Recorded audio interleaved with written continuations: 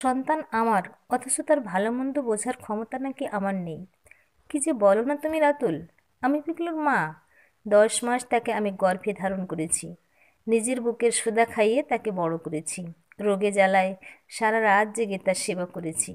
আর তার ভালো মন্দ আমি বুঝবো না? এই কথাগুলো আগে তোমার বাবা মা বলতো, আর আজ তুমিও বললে। বেশ করেছি বলেছি। তোমাকে আমার ছেলের ভালো মন্দ কিছু বুঝতে হবে না। পিকলু আমার আদরের সন্তান। ওকে আমি আমার মতো করে মানুষ করব। তুমি কিচ্ছু বলবে না রে মা। পিকলুর বাবা রাতুল বলে। 10 বছরের পিকলু তখন চুপচাপ ঠাকুমার কোলে বসে বসে নারকেল নাড়ু খাচ্ছে ও বাবা মায়ের ঝগড়া দেখে যাচ্ছে। এই বয়সেই পিকলুর মাকে অসহ্য লাগে। তার মাটা যেন কেমন। ভোরবেলায় ঘুম থেকে তুলে দেয়, তারপর পড়তে বসায়। বিকেলে বন্ধুদের সঙ্গে খেলে বাড়ি ফিরতে সন্ধ্যা হলেই মা বকাবকি করে। রাত্রিতে টিউশন স্যার পড়িয়ে দিয়ে যাবার পর নিজে আবার পড়াতে বসায়। পরদিন স্কুলের পড়াগুলো ঠিকঠাক হয়েছে কিনা দেখে। সবসময় পিকলুকে চোখে চোখে রাখার চেষ্টা করে। ওদিকে বাবা মা ঠাকুমা সকলেই কত ভালো। তাকে সবাই কত ভালোবাসে। বাবার কাছে যখন যা বায়না করে তাই বাবা কিনে দেয়। ঠাকুমা ও দাদু তাকে ছাড়া বাড়ির বাইরে বের হয় না। ঠাকুমা তার বাপের বাড়ি পিসিমণিদের বাড়ি তাকে নিয়ে যায়। তাছাড়া দাদুর কাছে বললেই দাদু cold drinks, ice cream, cake, burger, chowmein সব কিনে দেয়। এখন তো রোজ বিকেলে দাদুর সঙ্গে মোড়ের ফাস্টফুডের দোকানে লাইন দেয় সে। এজন্য মায়ের সঙ্গে প্রায়ই সকলের ঝগড়া বাঁধে। মা বলে, বাবা, পিকলুকে রোজ বাইরের ওই ফাস্টফুডগুলো খাওয়াবেন না। দেখুন তো ছেলেটা কত মোটা হয়ে যাচ্ছে। রোজ ওগুলো খাওয়া ভালো নয়। শ্বশুরমশাই রেগে বলেন, আমি আমার নাতিকে খাওয়াচ্ছি, তাতে তোমার কি? ও আমাদের একমাত্র আদরের ধন। কত তপস্যার পর 4 বোনের কোলে জন্মেছে। আমার নাতির ব্যাপারে তুমি কথা বলো না। শ্বশুরের দ্বিচারিতায় অবাক হয়ে যায় রিমা। বাড়িতে তাদের আরও 4টি নাতনি আছে। তাদের জন্য কখনো কিছু নিয়ে আসতে দেখা যায় না তাদের দাদু ঠাকুমাকে। ওদিকে পিকলুকে একটু শাসন করলেই শাশুড়ি মা বলেন, ভালো হবে না বৌমা, যদি তুমি আমার দাদু ভাইয়ের গায়ে হাত তোলো। ও আমাদের শিবরাত্রির সলতে, আমাদের একমাত্র বংশপ্রদীপ। পরপর তো 4টে মেয়ের জন্ম দিয়েছিলে। আমাদের 14 পুরুষের ভাগ্য ভালো যে ভগবান শেষে কৃপা দৃষ্টি দিয়েছেন। আমার নাতি আমাদের মতো বড় হবে। ওকে কোনো রকম মারধর শাসন করা আমি সহ্য করব না বলে দিলাম। শ্বশুর শাশুড়ির এসবের পেছনে তার স্বামী রাতুলেরও প্রচ্ছন্ন মদত আছে। ছেলে পিকলুর পড়াশোনার ব্যাপারে একটু কড়া হলেই রাতুল কথা শোনায়। তোমার মেয়েদের দেখো রিমা, আমার পিকলুর ব্যাপারে তোমার মাথা ঘামাতে হবে না। আর অতটুকু ছেলেকে ভোরে তুলে রাত পর্যন্ত জাগিয়ে এত পড়ানোর মানে কি? পিকলু আমাদের বংশের ছেলে, ওর এমনিতেই বুদ্ধি আছে। এত চাপ দিয়ে ওর শরীরটা তুমি খারাপ করে দিও না।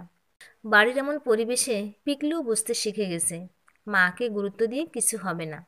তার যত বায়না আবদার সব বাবা দাদু ঠাম্মার কাছে।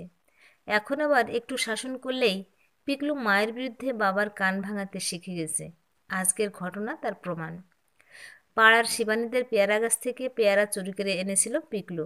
এ খবর পেয়ে রিমা পিকলুকে জিজ্ঞাসা করে, কেন চুরি করেছ?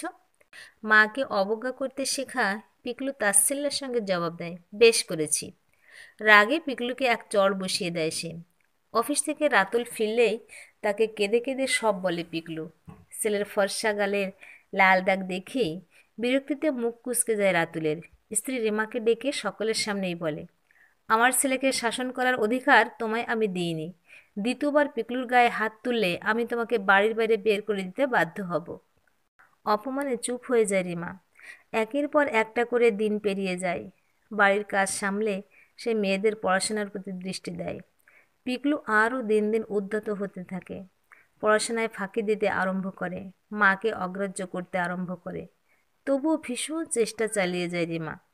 কথায় আছে না, কুসন্তান যদি বা হয় কুমাতা কখনো নয়। তাই নিজের সর্বস্ব দিয়েও নিজের একমাত্র ছেলেকে আদর্শ মানুষ করার চেষ্টা করে চলে। কিন্তু স্বামী ও শ্বশুর শাশুড়ির বাধায় সে চরম ব্যর্থ হয়। ওদিকে তার মেয়েরা সব একে একে উচ্চ মাধ্যমিক পাশ করে। পুত্র স্নেহে অন্ধ ধৃতরাষ্ট্র রাতুল মেয়েদেরকে বেশি পড়াতে চায় না। মেয়েদের কলেজে পড়ালেই তো এক গাদা টাকা খরচা। তার একান্ত ইচ্ছা আছে ছেলে পিকলুকে ডাক্তারি পড়াবে। বেসরকারি কলেজে টাকা দিয়ে হলেও পিকলুকে এমবিবিএস করাবে সে। একমাত্র ছেলে পিকলুকে ডাক্তার হিসেবে দেখার প্রচণ্ড শখ রাতুলের বাবা মায়ের এবং তার নিজের। সেজন্য নিজের রোজগারের মোটা টাকা সে পিকলুর ভবিষ্যতের জন্য সঞ্চয় করে, আর এই কারণে কম বয়সেই মেয়েদের বিয়ে দেওয়ার পক্ষপাতী রাতুল। তাই উচ্চ মাধ্যমিক পরীক্ষা দেওয়ার পর 3 মেয়েকে মধ্যবিত্ত পরিবার দেখে পাত্রস্থ করে। কিন্তু ছোট মেয়ের জেদের কাছে এসে রাতুল চূড়ান্ত হেরে যায়। উচ্চ মাধ্যমিকে দুর্দান্ত রেজাল্ট করে রাতুলের ছোট মেয়ে সঙ্গীতা বিএসসি নার্সিং করতে কলকাতায় নার্সিং কলেজে নিজে নিজেই ভর্তি হয়ে যায়। এদিকে ছেলে পিকলুকে মানুষ করার তাগিদে মাধ্যমিকে সব সাবজেক্টের টিউশন দেয় রাতুল। কিন্তু পিকলুর এখন পড়াশোনায় মন বসে না। মাসের শেষে সে বাবার কাছে টিউশনের টাকা বুঝে নেয়।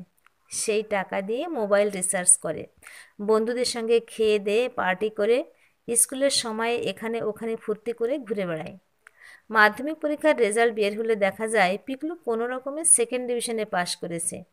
সেই প্রথম জোর ধাক্কা পায় রাতুল। অনেক চেষ্টা করেও পিকলুকে সায়েন্সে পড়াতে পারে না। তাতে অবশ্য পিকলুর কোনো হেলদোল নেই। সে বেশ খাচ্ছে দাচ্ছে, মনের আনন্দে ঘুরে বেড়াচ্ছে। এই প্রথম ছেলেকে শাসন করার চেষ্টা করে রাতুল। কিন্তু পিকলু আজ আর বাবার কথার বাধ্য নয়। 2 বছর পর উচ্চ মাধ্যমিক পরীক্ষায় দেখা যায় পিকলু পুরো ফেল করে গেছে। মাথায় হাত দিয়ে বসে পড়ে রাতুল। ছেলেকে বুঝিয়ে আর কোনো কাজ হয় না। পিকলুর দাদু ঠাকুমা অবশ্য অনেক আগেই গত হয়েছেন। এখন একা রাতুল ছেলেকে সামলাতে পারে না। পিকলু এখন সারাদিন বাড়ির বাইরে বন্ধুদের সঙ্গে আড্ডা দিয়ে কাটায়। অনেক খারাপ ছেলের সাথে মিশছে, মদ খেতে শিখেছে। ইদানিং বাবার কাছে একটা দামি মোটরসাইকেল কিনে দেওয়ার বায়না করে পিকলু। সেই নিয়ে প্রতিদিন বাবার সঙ্গে কথা কাটাকাটি আরম্ভ হয়েছে। এতদিন ছেলের সব বায়না পূরণ করা রাতুল আজ ছেলেকে মোটরসাইকেল কিনে দিতে রাজি নয়। চরম কথা কাটাকাটির মুহূর্তে সে ধাক্কা দিয়ে বাবাকে মাটিতে ফেলে দেয়। মা বাধা দিতে গেলে তারও ছেলের হাতে মার জোটে। ছেলের ধাক্কার চোটে উঠোনে পড়ে গিয়ে মাথায় সাংঘাতিক চোট পায় রাতুল। পিকলু তখন বাবা মাকে মেরে মায়ের গলার হারটা ছিনিয়ে নিয়ে বন্ধুদের সঙ্গে চলে গেছে। কাঁদতে কাঁদতে রাতুল মেয়ে জামাইকে ফোনে খবর দেয়। সঙ্গে সঙ্গে সব মেয়ে জামাইরা দৌড়ে আসে। বাবাকে হাসপাতালে ভর্তি করে তার সেবা শুশ্রূষা করে। মেয়েদের যত্নে সে যাত্রা ভালো হয়ে ওঠে রাতুল। কিন্তু বকে যাওয়া পিকলুর বাবা মায়ের প্রতি অত্যাচার ক্রমেই বাড়তে থাকে। প্রতিদিন মদ খেয়ে খেয়ে এখন পুরো মাতাল হয়ে গেছে তাদের আদরের ছেলে। যেখানে সেখানে মদ খেয়ে পড়ে থাকে। ছেলেকে এখন প্রায়ই ধরে ধরে বাড়িতে নিয়ে আসে তার বাবা। আজ রাতুলের অনুশোচনা হয় ছেলেকে ছোটবেলায় ঠিকঠাক শাসন করে মানুষ করতে না পারার জন্য। এখন সব ব্যাপারেই মেয়ে জামাইয়ের পরামর্শের মুখাপেক্ষী হয়ে থাকতে হয় তাদের। ঘরে বাইরে ছেলের কৃতকর্মের জন্য অপমান সহ্য করতে করতে বোবা হয়ে গেছে রাতুল। এমন সময় ছোট মেয়ে সঙ্গীতা কলকাতায় তার কোয়ার্টারে বাবা মা ও ভাইকে নিয়ে যায়। হাসপাতালের ডাক্তারবাবুর সঙ্গে পরামর্শ করে ভাই পিকলুকে একটা বেসরকারি নেশামুক্তি কেন্দ্রে ভর্তি করে দেয়। সেখানে চলতে থাকে পিকলুর মদের নেশা ছাড়ানোর চিকিৎসা ও সাথে সাথে কাউন্সেলিং। মেয়ের কোয়ার্টারে এসে বিবেকের আয়নায় নিজেকে দেখতে পায় রাতুল। স্ত্রী রিমাকে বলে, পিকলুর এই পরিণতির জন্য দায়ী আমার বাবা মা ও আমিই পুত্র স্নেহে অন্ধ ছিলাম। তাই নিজেও কোনোদিন ওকে শাসন করিনি ও তোমাকেও করতে দিইনি। তাই আজ আমাদের ছেলে অল্প বয়সে বকে গেল। আর আমাদের মেয়েরা সব কি সুন্দর সংসার করছে। ছোট মেয়ে তো সংসার চাকরি একই সঙ্গে সামলাচ্ছে। অথচ এই মেয়েদের আমি কখনো কিছু দিইনি, কখনো ভালো কিছু বলিনি, ভালোবাসা দিইনি। কত অবহেলা করেছি, আর আজ তারাই আমার হাতের লাঠি।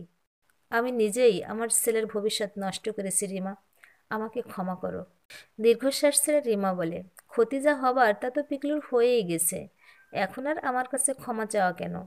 এখন ভবিষ্যতের ভাবনা ভাবো। পিকলুটা এখন সুস্থ হয়ে গেলেই আমাদের আনন্দ। চাপা দীর্ঘশ্বাস ফেলে বাইরের গাঢ় অন্ধকারের দিকে তাকিয়ে থাকে রাতুল। পিকলুকে কি আর সঠিক পথে ফিরিয়ে আনতে পারবে? জীবনের মূল্যবান সময়টা তো পেরিয়ে গেছে, এখন দেখা যাক কি হয়। প্রিয় ভিউয়ার্স, এতক্ষণ সাথে থেকে গল্পটা শোনার জন্য অশেষ ধন্যবাদ। গল্পটা ভালো লাগলে একটা লাইক, কমেন্ট ও শেয়ার করতে পারেন। আর পরবর্তীতে এরকম সুন্দর সুন্দর গল্প শোনার জন্য আমার চ্যানেলটা সাবস্ক্রাইব করে পাশে থাকুন। ধন্যবাদ।